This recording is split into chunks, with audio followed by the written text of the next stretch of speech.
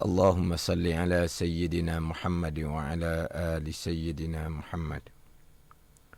السلام عليكم ورحمة الله وبركاته. الحمد لله رب العالمين، والصلاة والسلام على سيد المرسلين وعلى آله وصحبه أجمعين. رب اشرح لي صدري ويسر لي أمري واحلل عقدة من لساني يفقه قولي.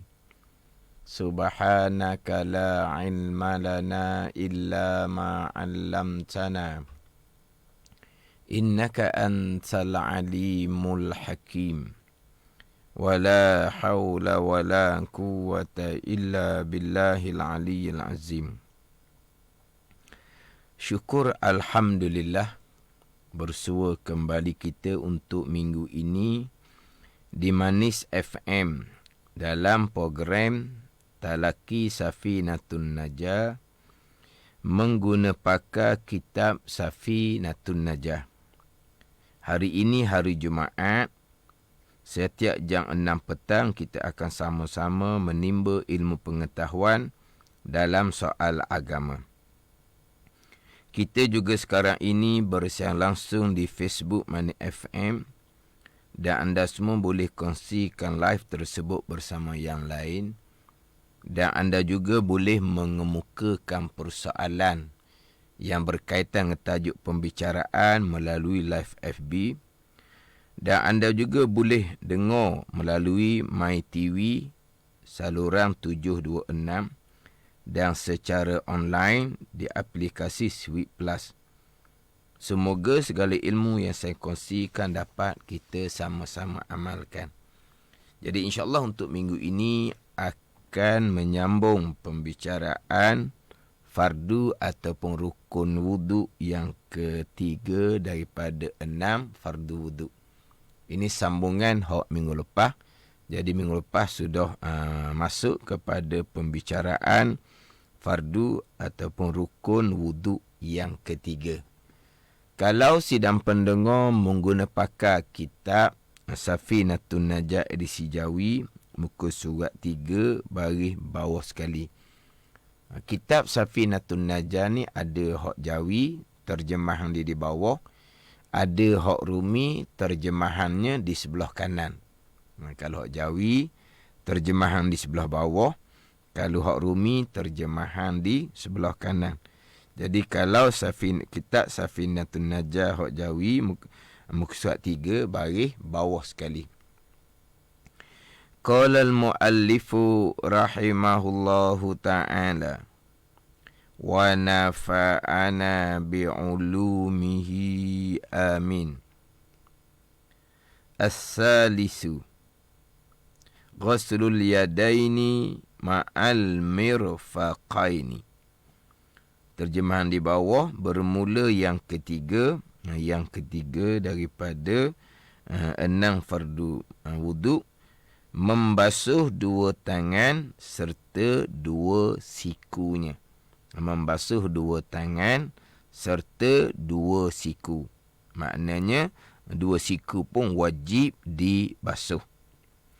Kemudian membasuh 2 tangan serta 2 siku ni sebagaimana juga bicara dahulu ketika membasuh muka. Kalau ada tumbuh daging lebih di tangan sampai ke siku, wajib dibasuh. Bulu-bulu yang tumbuh di tangan pun wajib dibasuh. Cuma beza dianya ketika membicarakan anggota muka, kalau bulu tu contohnya jambang bagi laki-laki, janggut bagi laki-laki, kalau nipi wajib diratakan air sampai ke dalam, kalau tebal hanya wajib diratakan air sebelah luar.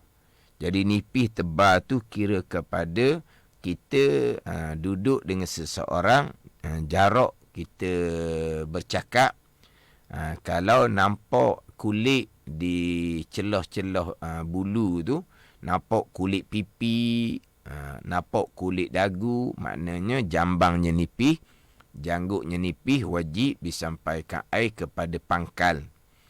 Adapun kalau tengok di pipi, jambang dia tebal, tak nampak kulit pipi, jangguk dia tebal, tak nampak kulit dagu, maka hanya wajib dibasuh sebelah luar. Berbeza dengan bulu yang tumbuh di tangan. Kalau fardu takdir lah, ni memang nadir lah. Nadir ni jarang-jarang berlaku. Dia punya bulu lengang dia tu pelik sungguhlah. Bulu lengang dia tu tebal sangat-sangat. Bulu lengang dia tebal sangat-sangat. Maknanya tak nampak tu. Kulit lengang dia tak nampak. Tebal sangat-sangat bulu dia. Sekalipun tebal, wajib diratakan air sampai ke dalam.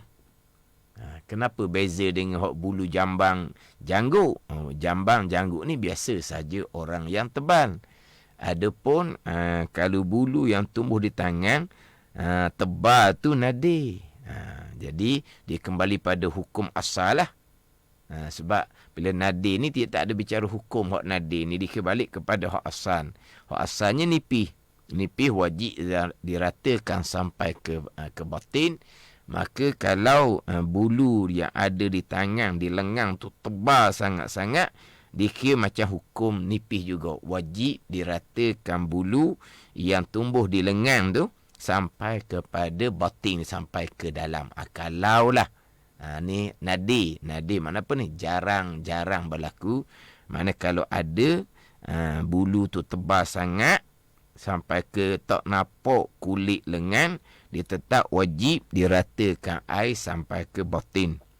Kemudian minggu lepas saya pergi kepada pembicaraan. Kalau pergi kepada pembicaraan dua tangan dan dua kaki, akan dibicarakan dalam kitab berkaitan dengan kotoran yang ada di dalam kuku tangan, kuku kaki.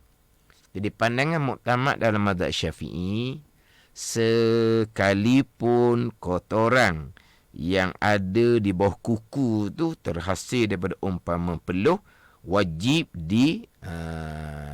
dibuang kotoran tu. Wajib dibuang kotoran. Walaupun kotoran tu terhasil daripada umpama peluh.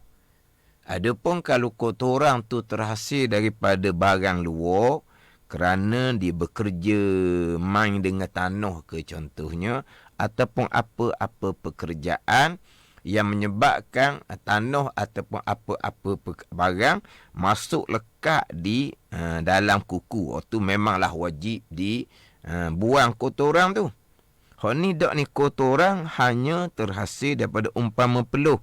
Yang saya contohkan minggu lepasnya pergi kepada jari kaki lah. Jari tangan tak ada lah kotoran timbul daripada umpama peluh, sebab tangan ni biasanya kita dengan air.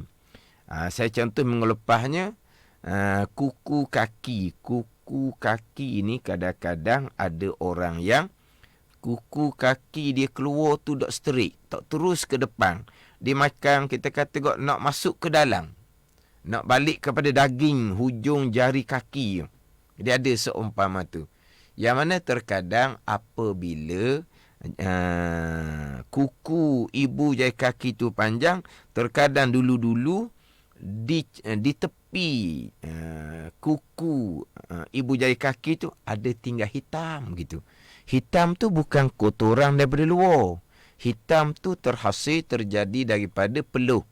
Jadi pandangan muktamad mazhab Syafi'i, kotoran seumpama tu pun wajib dihilangkan. Itu hak pandangan muktamad dalam mazhab Syafi'i. Adapun pandangan Imam Ghazali, pandangan Imam Zarkashi dan selain daripada mereka, kalau kotoran tu terhasil daripada umpama daki, maka dimaafkan ketika berwuduk, dan sama juga dimaafkan ketika mandi wajib. Dia bicara kotoran di bawah kuku ni, dia akan sama dengan persoalan ketika mandi wajib. Kita bicara wuduk ni, dia sama dengan ketika mandi wajib. Itu pandangan Imam Ghazali, pandangan Imam Darkashi. Sebab Nabi SAW menyuruh seorang sahabat kerak kuku dan menghilangkan kotoran yang ada di bawah kuku. Nabi tengok sahabat ni ada kuku agak panjang dan ada kotoran di bawah kuku tu. Kotoran yang terhasil daripada umpama daki lah. Jadi Nabi SAW menyuruh sahabat tu potong kuku, kerak kuku dan buang kotoran di bawah kuku. Dan Nabi SAW tidak menyuruh sahabat tadi dengan semayang semula. Nabi tak suruh semayang semula. Berarti kotoran yang ada bawah kuku tu dimaafkan. Tapi kotoran yang terhasil daripada peluh. Bukan kotoran yang terhasil daripada hak luar. Kotoran yang terhasil daripada luar, hak pandangan mazhab pun tidak dimaafkan lah. Sebab tu kalau orang yang bekerja, yang mana kadang-kadang mudah lekat kotoran di celah kuku tu, dia kena sentiasa kat kuku lah. Orang lain mungkin kat kuku sekali seminggu. Dia mungkin kena kat kuku 2 kali seminggu lah. Nak kat kuku 2 kali seminggu. Kerak hari Khamis, kemudian kerak hari Senin lah. Kalau lah tak memada kerak dengan sekali seminggu. Sebab pekerjaan dia memang akan menyebabkan kalau ada kuku akan lekat kotoran daripada kerja dia tu. Lekat di celah kuku dia. Jadi dia kena sentiasa kuku pendek. Keraklah. Hari Khamis sekali, hari Senin sekali. Sebab Nabi SAW kerak kuku hari Khamis lepas asar dan juga hari Jumaat. Dan Nabi pernah kerak kuku hari Isnin. Kemudian hak minggu lepasnya saya pergi kepada persoalan. Dia sama je ni, bukan kata tangan. Samalah juganya kalau kata kaki pun sama. Kalau ada duri, saya bicara minggu lepasnya, kalau duri tu besar, sekira-kira tarik duri, daging tu akan berlubang. Sekejap je lah, nanti dia akan tertutup balik. Nanti akan tertutup balik. Sekejap je berlubang tu. Itu dia panggil duri besar yang wajib dibuang. Adapun kalau duri halus, kalau kita panggil selumbur ke begitulah, ataupun hak tajam-tajam daripada habuk besi. Mana nampak kilat-kilat habuk besi itu di tangan kita. Mana kalau bersentuh tu sakit, tajam. Tapi kita nak cabut keluar tu agak kepayahan. Sebab apa? Nak cabut keluar tu dia kena ada kuku molek, kena ada kuku panjang lah. Kalau kuku tak panjang, kita nak cabut keluar payah nak pegang. Payah nak pegang. Dia payah nak pegang. Sebab dia halus sangat-sangat. Maka tu dia panggil duri yang halus tak wajib dibuang. Tak wajib dibuang. Ni ada satu soalan ni daripada Rohana Hanafi dalam FB lah. Jadi yang mengikuti live FB Mani FM ni, satu kelebihan dia boleh mengemukakan soalan yang berkaitan. Soalan Rohana Hanafi ni, kalau kotoran daki, celah-celah kuku kaki itu dalam dan sakit bila kita cuba keluarkan dengan umpama besi kepit rambut, adakah wajib juga cuci kalau nak berwuduk? Dia kotoran tu di dalam, di celah-celah kaki, dan sakit bila kita cuba keluarkan dengan umpama besi kepit kuku. Hak ning ni bukan hak di kuku belah depan ni. Dia terkadang kuku tepi tu. Kuku tepi tu ada orang yang dia kotoran daki. Dia daki ni, kalau dia sudah sudah dia daki ni banyak di tubuh kita. Daki banyak di tubuh kita. Maknanya tubuh kita penuh daki. Kalau kita cakap terang panggil gahar, daki keluar penuh tu tak apa, sebab daki tu dia belum lagi kuping. Daki ada. Di kulit kita ni ada daki. Mana kalau kita mandi ambil kain, contohnya kita suruh gahar ni sental ke apa, Makna kalau belah belakang tu banyaklah daki keluar. Hak tu daki tak apa. Dia hak tak bolehnya kalau daki tu sudah jadi macam keruping. Jadi kalau celah-celah kuku kaki tu, kalau daki dia jadi macam sudah berbentuk dah, hak tu memang wajib dibersihkan. Wajib dibersihkan. Makna kalau ada orang yang seumpama hak soalan ni, dia kena sentiasa jaga kebersihan. Kaki lah persoalannya. Kaki. Sebab di kaki ni kadang-kadang orang ni dia kurang cermat di kaki. Jadi kalaulah dia tak jaga ni kaki dia, memang akan kadang-kadang daki tu akan berbentuk di celah-celah kuku kaki. Kuku kaki pendek belah tepi tu. Dia kena hilangkan. Dia kena hilangkan. Tapi kalaulah tahu dah seumpama tu, memang daripada awal kena sentiasa jaga kebersihan kaki tu. Kakilah dalam bab wuduk ke yang kena peringatkan. Kaki kena peringatkan. Ini masalah kotoran di kaki. Sama juga dengan kita basuh kaki. Ini ada soalan tambahan. Kuku punya kaki tepi. Kadang ada kotoran. Bukan di dalam kuku, di tepi tu. Sebab tu kata tadi, di kaki ni memang kena cara kaki ni. Kaki kena cara. Dalam masalah nak meratakan air, kaki juga. Dalam masalah nak memastikan antara jari tu. Yang mana kadang-kadang ada orang yang dia punya jari kaki dia tu macam depek. Jangan macam rapat. Macam rapat yang mana kadang-kadang antara jari kaki dia tu jadi macam putih gitu. Putih dengan makna macam orang apa? Makan air, makan di air orang kata. Tu sama juga tu. Dia kena pastikan air meratai celah-celah tu. Ni hak kalau bak kaki. Di bak kaki ni satunya nak kena jaga kebersihan, nak pastikan betul-betul meratai air di kaki. Kemudian di kaki ni jugalah hak paling banyak berlakunya israf, berlebihan. Berlebihan ketika membasuh, ketika berwuduk. Basuh kaki lah hak biasa berlakunya berlebihan. Sebab dia nak gosok kaki, nak selati celah-celah jari kaki dengan jari, dia agak ke bawah, dia kena tunduk, dia akan pening kepala orang tua contohnya, maka dia pun siram air daripada atas. Secetong, dihiling kaki, dia tak gosok pun, dia banyak berlaku israf. Jadi kalau masalah kebersihan di jari kaki ni, persoalan kaki kuku cengkam tu, kena jaga kebersihan. Kena sentiasa jaga kebersihan untuk memastikan tidak ada kotoran. Tidak ada kotoran. Tambahan sekarang pula banyak alat-alat sabun ke apa ke yang boleh boleh sentiasa bubuh di kaki. Sekarang ni dia ada macam-macam obat dah sekarang ni. Sebab kalau daki kotoran, dia sudah sudah khuping lah, hak tu wajib dihilangkan. Kalau sudah khuping wajib dihilangkan. Ada ni.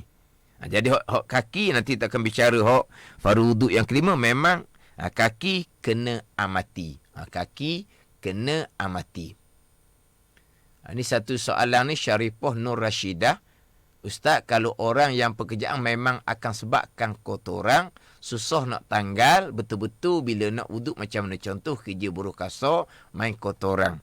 Yang pertama, pastikan kuku tu pendek. Kemudian kotoran tu kena usahakan. Sebab ada sabung, ada apa tu.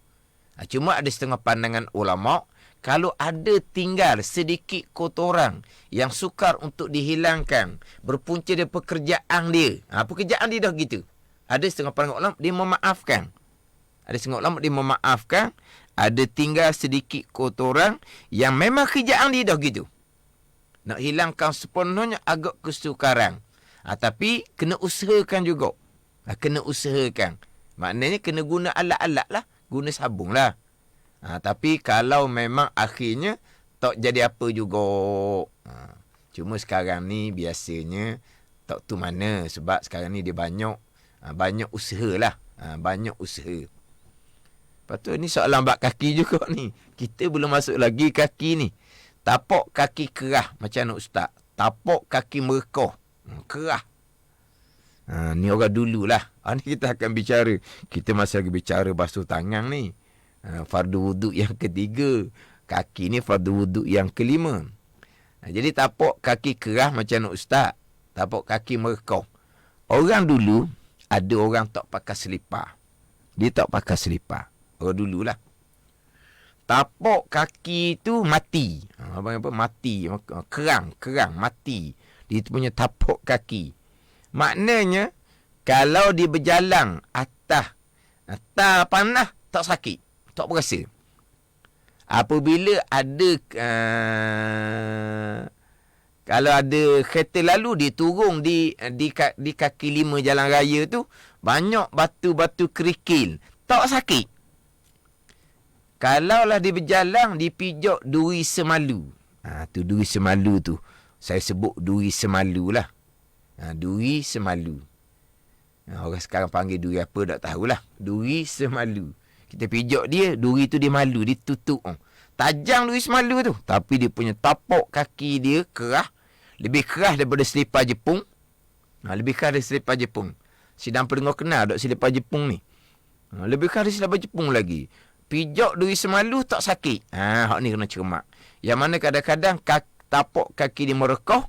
Kalau termasuklah batu ke apa ke di dalam rekahan tu, tak sedar. Hak tu wajib kena hilangkan.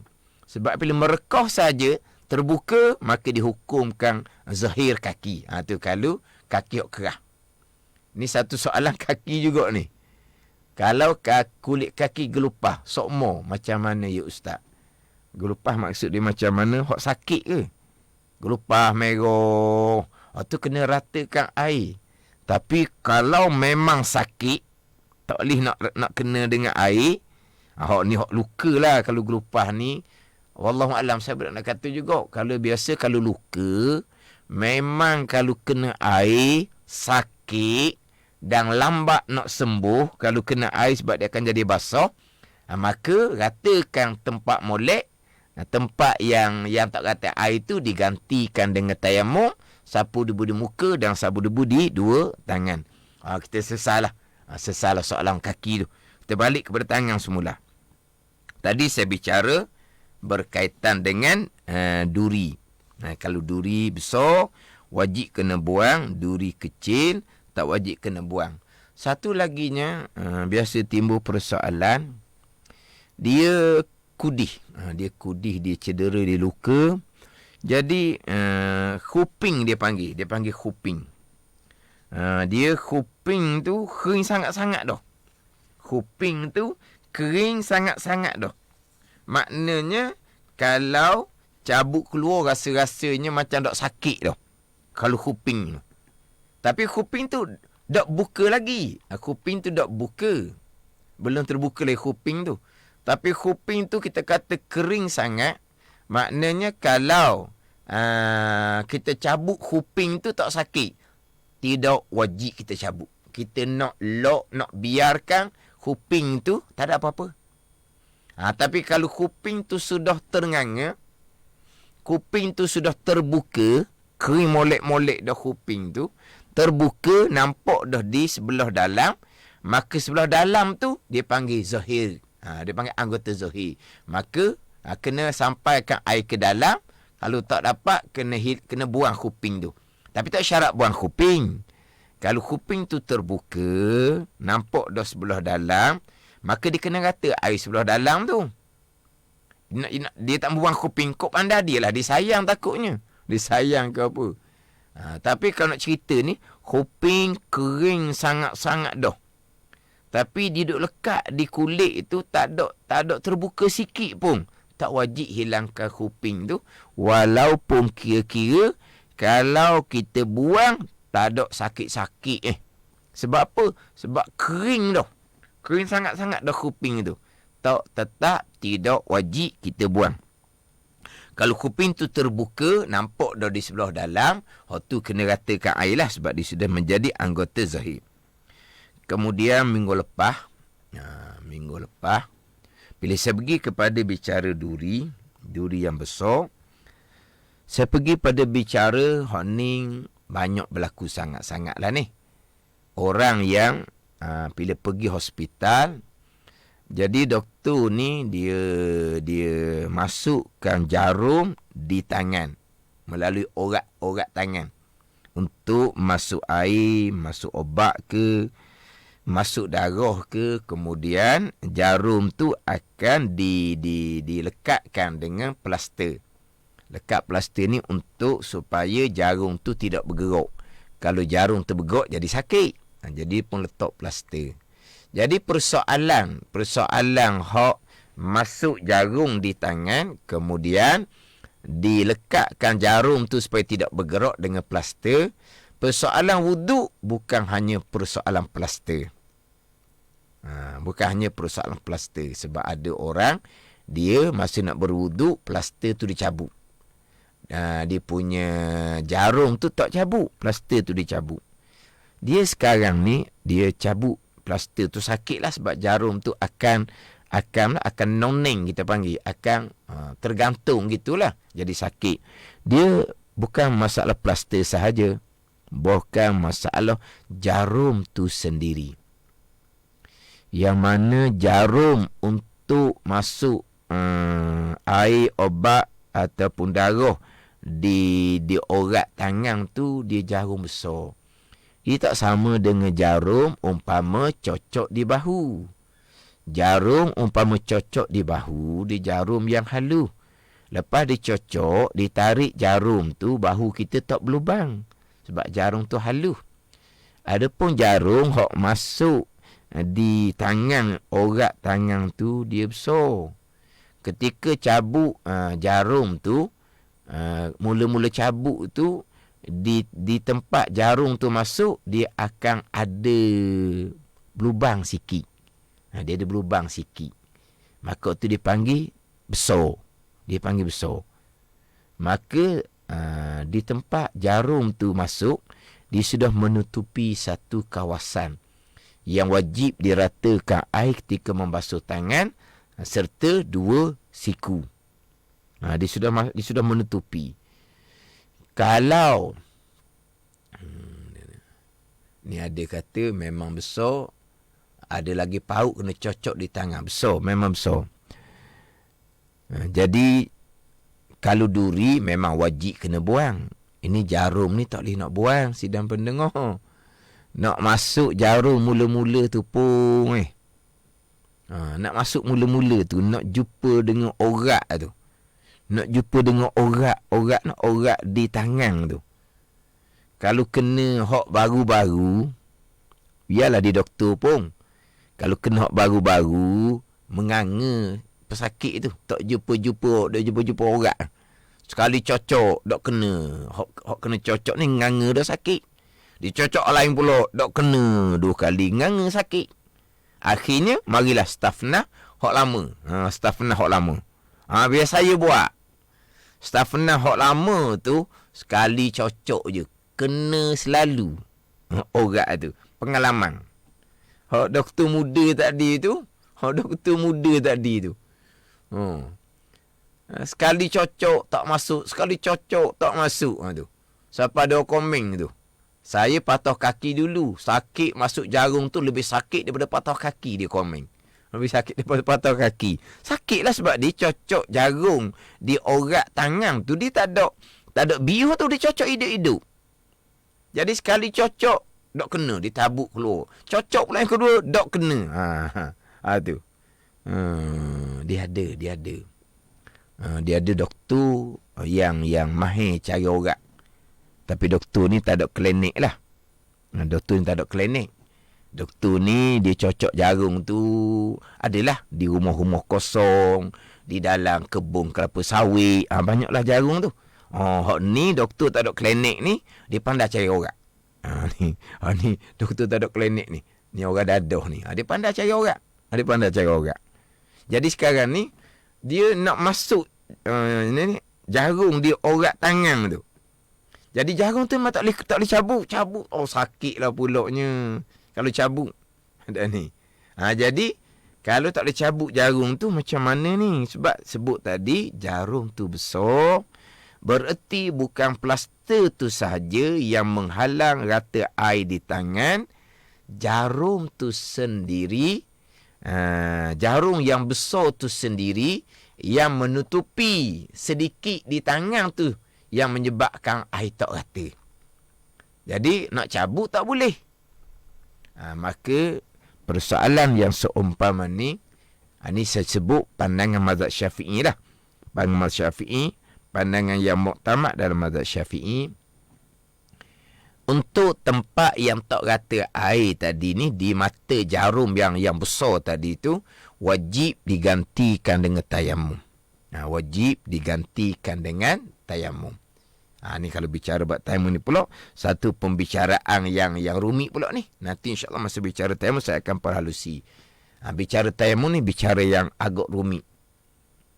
Yang mana terkadang bila bicara buat tayamum ni, agak ketinggalan orang kita.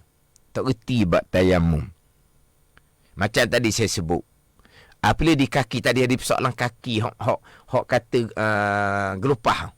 Kalau kaki tu dia sakit, kudih dia sakit, tak boleh kena air, maka berwuduk macam biasa, kaki molek, basuh macam biasa, di tempat gelupah di kaki yang sakit sangat-sangat tak boleh kena air tu, atau kalau kena air lambat sembuh, maka untuk tempat tu ganti dengan tayamum. Tayamum dengan debu tanah. Jangan sidang pendengar mikir di kepala otak, nak ambil debu, nak sapu di tempat kaki gelupah sakit itu. Melolonglah jawapan dia. Dan sekarang ni, kaki, tempat kaki molek, kita ratakan air comel-comel.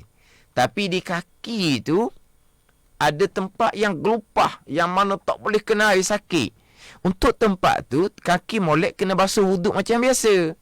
Untuk tempat gelupah yang tak boleh kena air tu, untuk tempat tu lah ganti dengan tayamum. Jangan sidang pendengar mari di kepala otak, Allah ambil debu pergi sapu di tempat gelupah.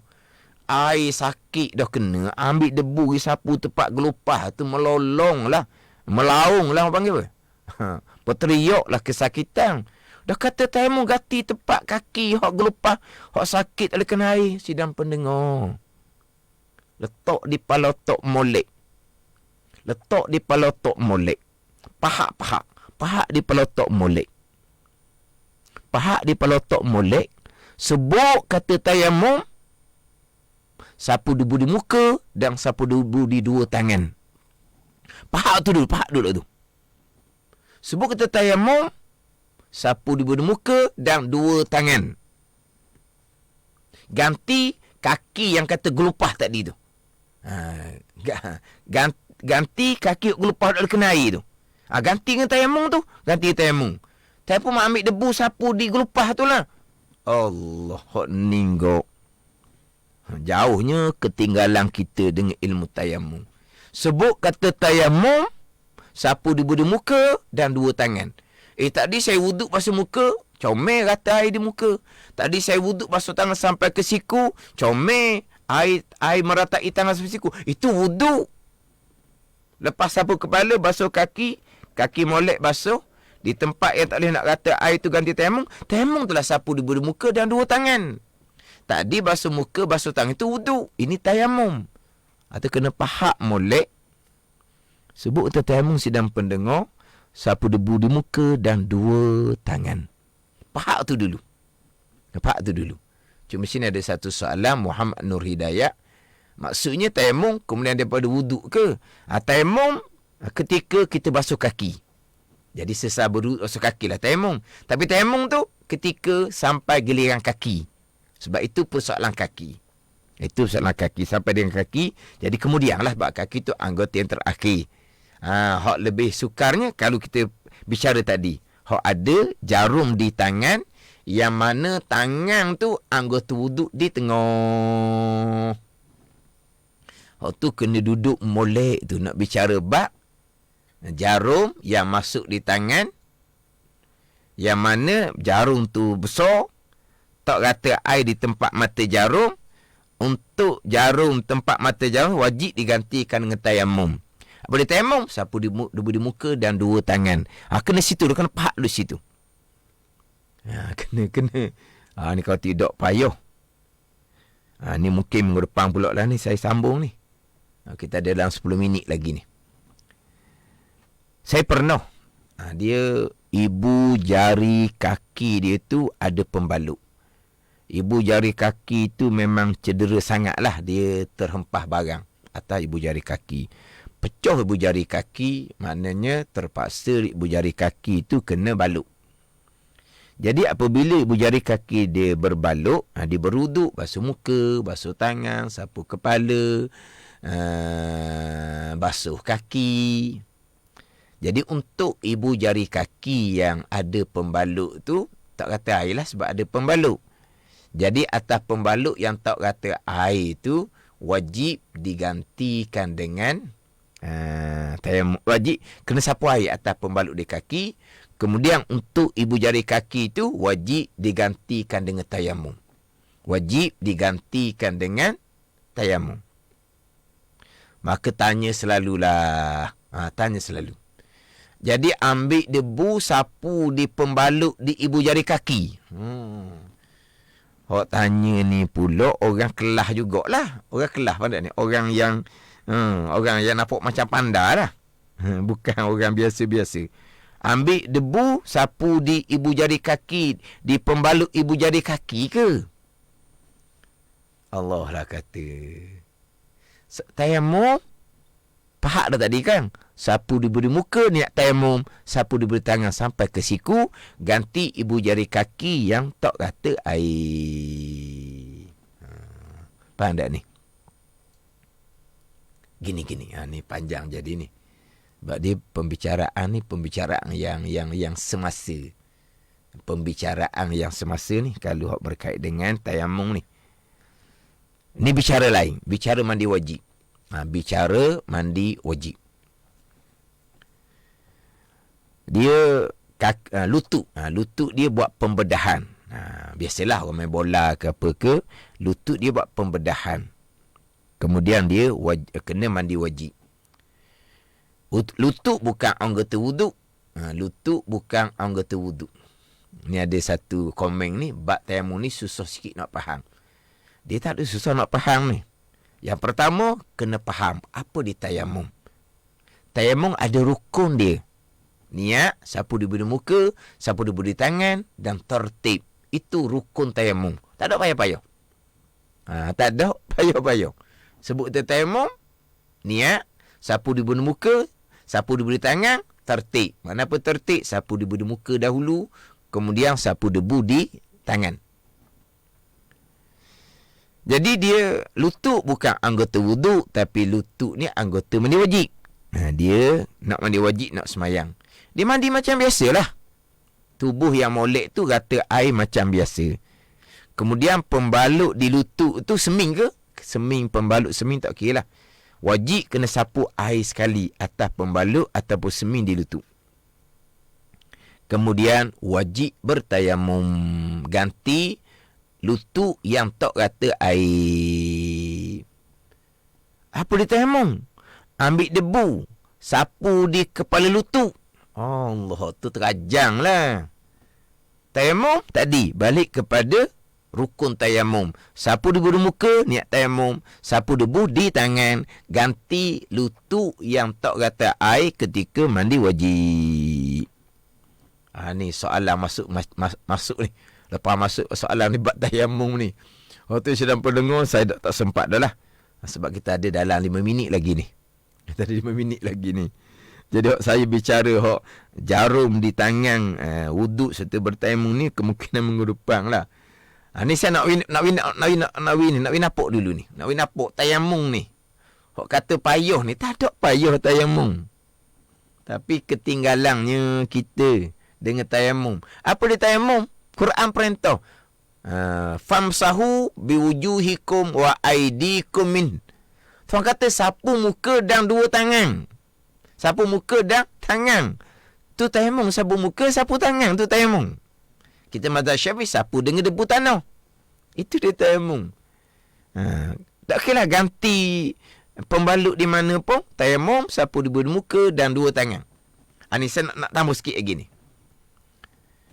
Bicara bab mandi juga. Lepas tu, berkaitan dengan jarum di tangan, beruduk sebentar, insyaAllah minggu hadapan. Minggu hadapan. Berkaitan dengan mandi. Kanak-kanak lelaki meninggal. Dia wajib dimandikan untuk disolatkan. Wajib dimandikan untuk disolatkan. Ada tanya ni, adakah perlu sapu gata-gata seperti wuduk? Air wajib disapu atau pembalut sepenuhnya. Sepenuhnya pembalut kena gata habis. Jadi, kanak-kanak lelaki yang mati ni, dia belum berkhitang. Jadi, nak buka kulit kemaluan dia yang belum berkhitang tu tak boleh.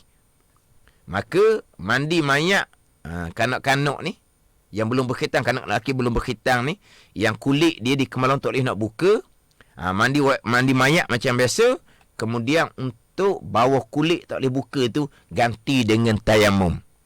Ganti dengan tayamum. Ni janganlah ada di palotok siapa-siapa di kalangan pendengar kita ambil debu sapu di kuluk dia tu lah. Sapulah terajang di budak. Budak mana ni? Mayat tu lah terajang. Dah tak reti ambil debu pergi sapu di konek dia, tak terajang budak tu. Dak mandi mayat tak kata air sebab di kemaluan tu kulit tak boleh buka tu, situ tak kata air. Ingat nak ambil debu, nak sapu di kulit tu lah. Tu kata terajang lah di mayat tu. Dah tayamumnya di mana? Ambil debu, sapu di muka nenek mayat kanak-kanak ni. Ambil debu, sapu di tangan sampai siu mayat budak-budak ni. Itu tayamum, ganti hak di kulit kemaluan yang tak boleh buka, yang menyebabkan tak rata ketika mandi mayat. Itu dia tayamum. InsyaAllah lah. Fahamlah untuk minggu ni. Sebut tu tayamum tu. Kena faham molek. Minggu depan pula kena tu pula kena faham pula sekali lagi. Minggu depannya. Mati molek sebut kata tayamum, sapu di muka dan 2 tangan. Sebab sebagaimana wudu dia ada rukun, ada fardu, ada rukun dia. Ada 6 fardu, rukun wudu. Tayamum pun sama. Dia ada fardu, rukun tayamum iaitu 4. Berniat, sapu debu di muka, sapu debu di tangan, kemudian tertib. Itu di tayamum. Tayamum ganti daripada wudu sama. Tayamum ganti daripada mandi wajib sama. Tayamum ganti daripada mana-mana pembalut, mana-mana tempat pembalut sekalipun. Tayamumnya adalah sapu debu di muka dan 2 tangan. Jadi insya-Allah mengharapkanlah isu yang memang sangat mengatailah sangat umum, hak berkaitan dengan orang pergi hospital, masuk jarum di tangan untuk masuk air, obat, darah contohnya, maka menyebabkan mata jarum yang besar tu tidak akan menutupi kulit di bawah mata jarum tu, maka basuh tangan serta wajib bertayamum untuk mata jarum tu, barulah berpindah sapu kepala, berpindah basuh kaki untuk menyelesaikan fardu ataupun rukun wudu. InsyaAllah saya akan sambung di minggu hadapan. Jadi insyaAllah untuk minggu hadapan saya masih lagi baca di tempat yang sama. As-salisu ghuslul yadaini ma'al mirfaqaini. Wallahu a'lam. Bismillahirrahmanirrahim. Alhamdulillahirabbil alamin. Wassalatu wassalamu ala sayyidil mursalin wa ala alihi wa sahbihi ajma'in. Allahumma ftah alaina futuhal arifin. Allahumma allimna ilma akdamin wa fahimna famasabikin warzuqna ruqat talibin. Allahumma zidna ilman wa alhiqna bis salihin. Wa sallallahu ala sayyidina Muhammadin wa ala alihi wa sahbihi wa sallam. Walhamdulillahi rabbil alamin. Wassalamualaikum warahmatullahi wabarakatuh. Mari menimba ilmu tentang pembicaraan rukun